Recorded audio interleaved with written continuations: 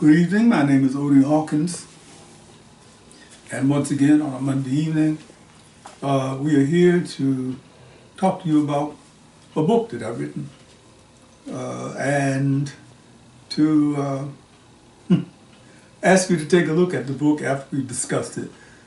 Zola Salena-Hawkins, my wife, producer, director, mechanic, poet, photographer, will join me and we'll get into it. All right, here I come. Okay. Zola Salena-Hawkins. Hello. Yeah. We started thinking about the way we could sell the 38 books that I've written, the 38 published books.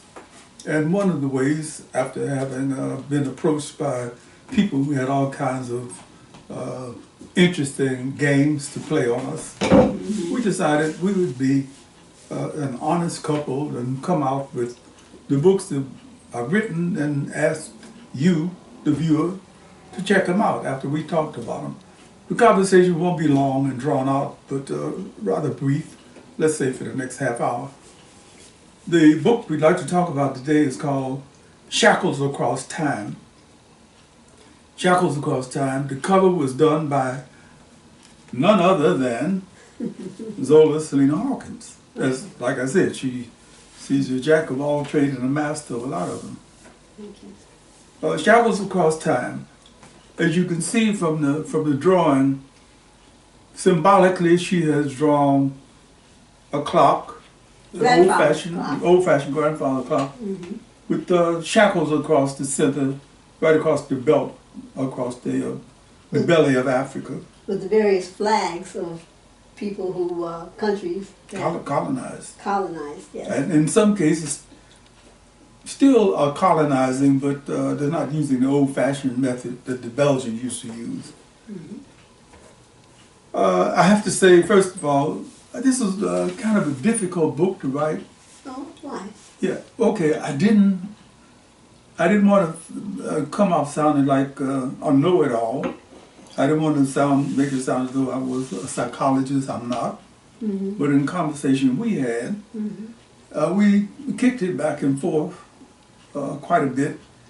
And as you recall, we started talking about what happened after the Emancipation Proclamation in the United States. As we know, the Emancipation Proclamation was just a paper that Abraham Lincoln signed, but it didn't automatically solve everybody's problem. Not at all. You know, one of the things that has always distressed me ever since I started finding out a little bit about our history is why it is that almost every racial group in this country that has been under some sort of oppression has been encouraged to help all of us remember that, whether it be the Armenian slaughter by the Turks or the horrible thing that Holocaust. Which one? Holocaust. The Holocaust by the Jews in Europe, by the Nazis. But somehow or other, it struck me that we're always asked after the Emancipation Proclamation, we're just simply asked to, well, okay, now you're free and that's done, and continue on your way. Well, that, and also the indigenous people here. Trail of Tears, or,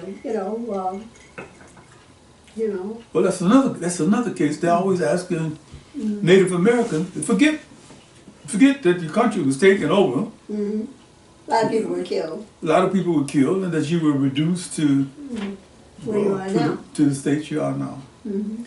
So, with that in mind, I started thinking about post-slavery traumatic stress disorder, and like I said, I'm not a psychologist, but I'm a thinking person. So I'm thinking, what kind of effect has post-slavery traumatic stress disorder had on African Americans? It came to me Well, let me invent a scenario. Please. I came up with a scenario about a family whose family history, several families, their family histories had been altered by the fact that they were the family members of an ex-slave trader, an African ex-slave trader. Mm-hmm. This is a side of the business that we don't often talk about. Right. But then we noticed there were people in West Africa and other places who went into the slave trade business because it was Lucrative. only and a business on this. I heard that over. Don't take it personal. It's business. Nothing, just business. Right. So I decided in 1982 to go to West Africa and Oh, and also, yeah. they had no frame of reference to the slavery that we were going into. Okay?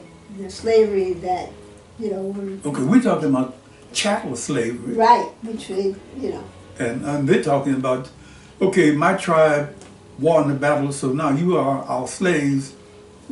But that doesn't mean that your children, your children's children will have to be enslaved.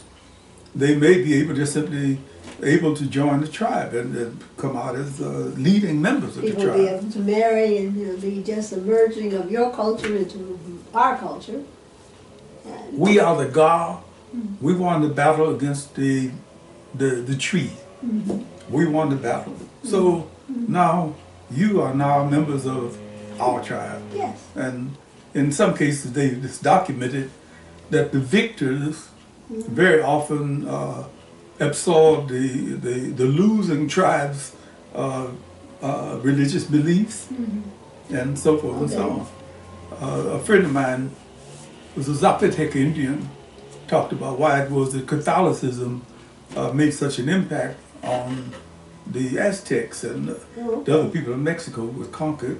oh, And he said, well, they looked at the fact that the Spaniards came with some powerful gods, and they were able to conquer them because their God was more powerful than our God, so let's get some of that. Okay, right, okay. I'm not being entirely facetious, but that is one of the things that happened. Anyway, I go to Ghana, West Africa, 1992.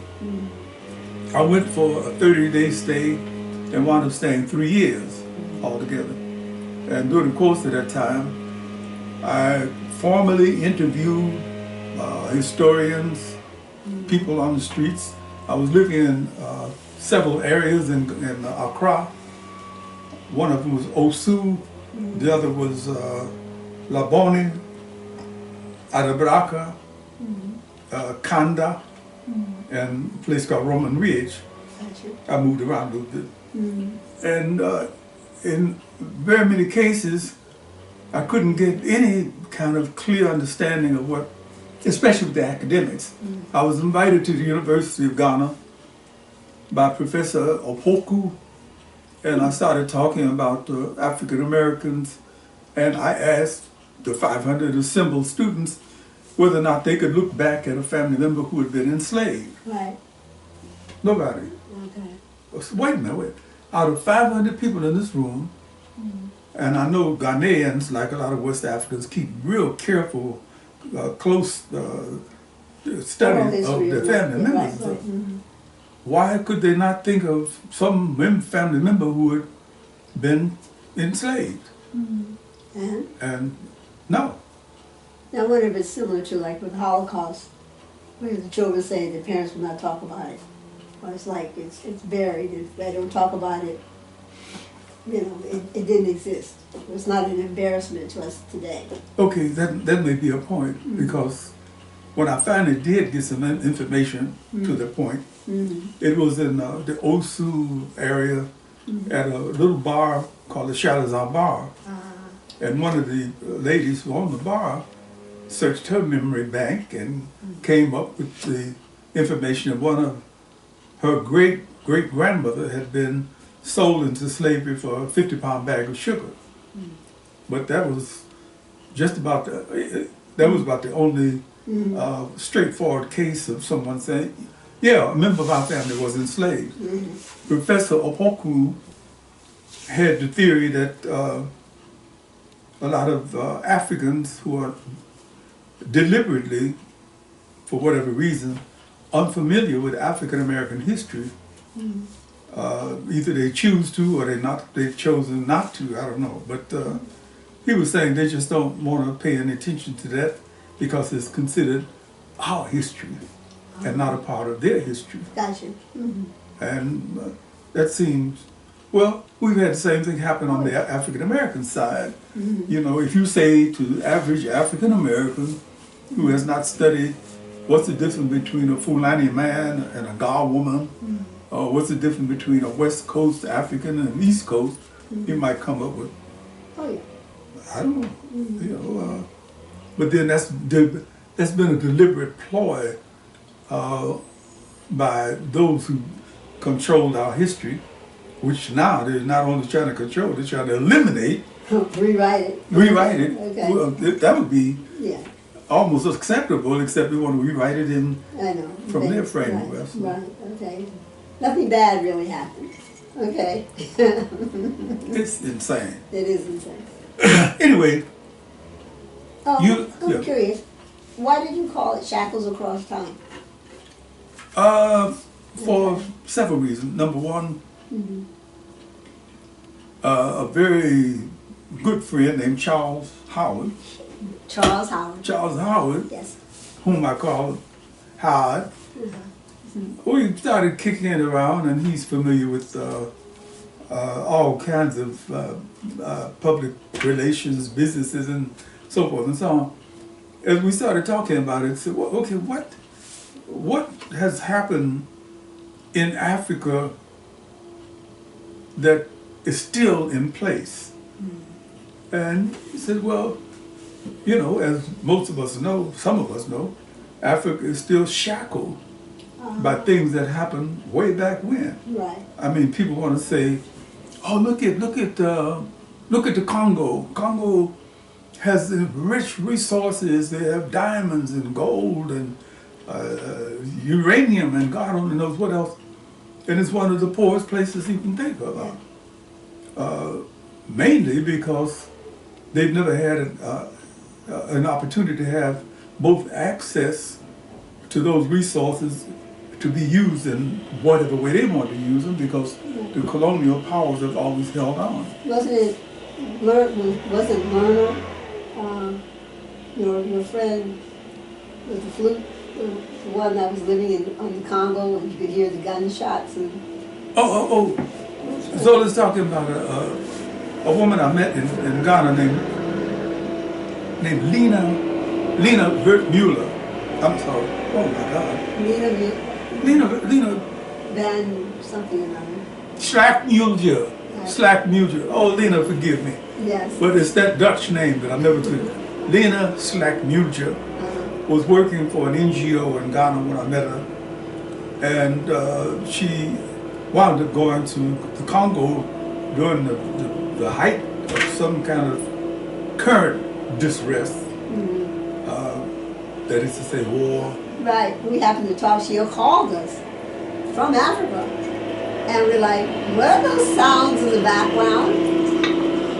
And she said it was the war going on. War going on, but it's not that close. Okay. Bombs were being dropped. We could hear them. Okay, you know.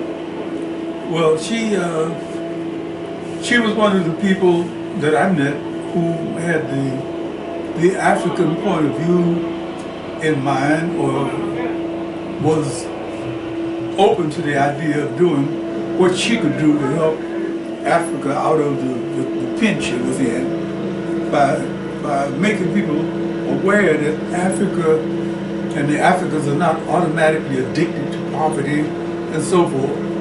Their history has pushed them into that little cul-de-sac, you know, which means that if you find yourself into a problem, call on the country that formerly colonized you. The French stand as a reason, as a good example of that. I don't know, they've been called to Mali, they've been called to Senegal. The United States has been called to help out the Liberians and so forth. In any case, that's why shackles across time. Not only are the shackles real, not only are they psychological, but they're also very real.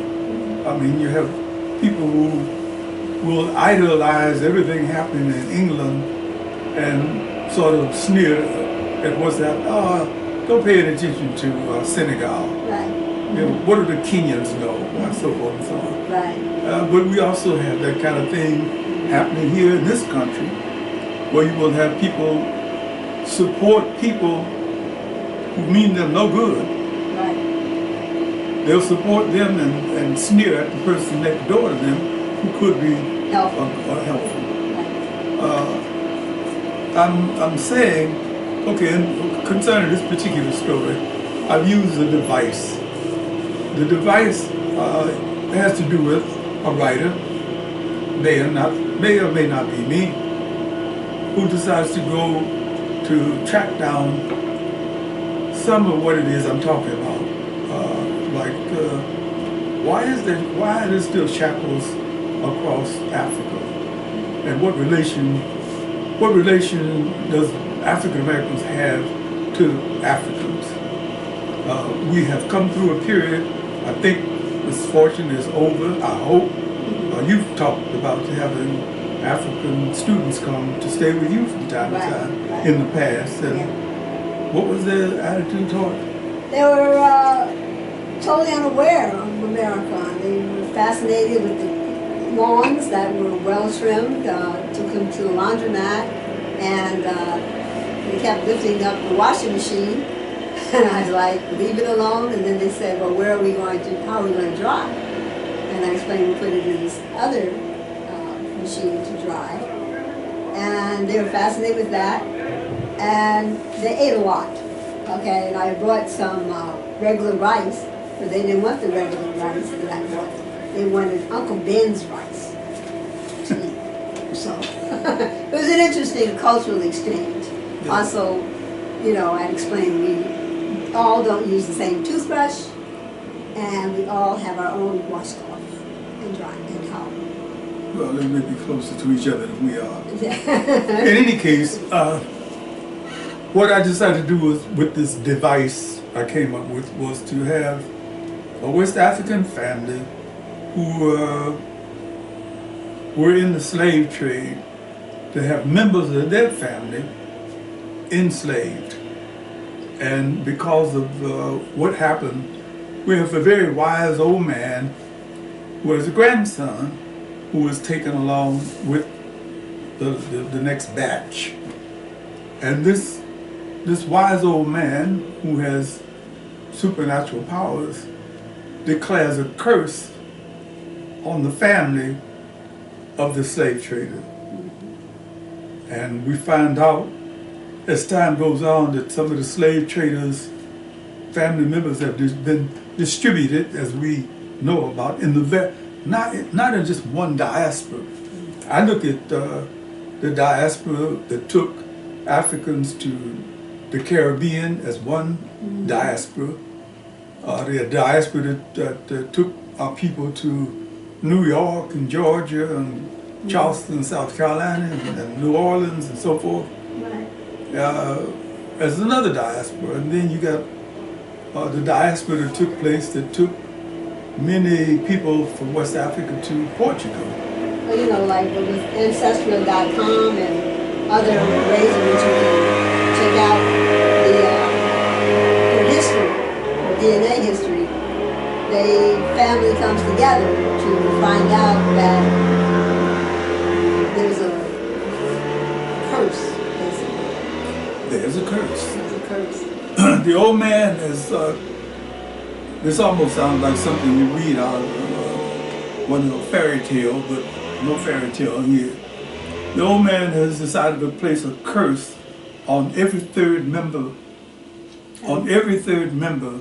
of each of the families who had something to do with enslaving his relatives. Mm-hmm. So you wind up with a bunch of people in Brazil, Cuba,'Jamaica.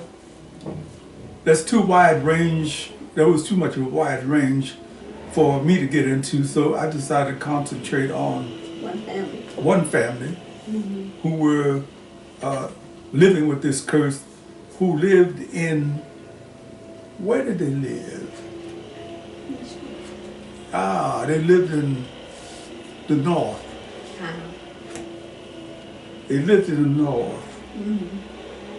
But the thing is, when they are able to get the curse removed, it's quite shocking, sad, tragic, but still a celebratory time because they now know the curse has been removed through help. They hope.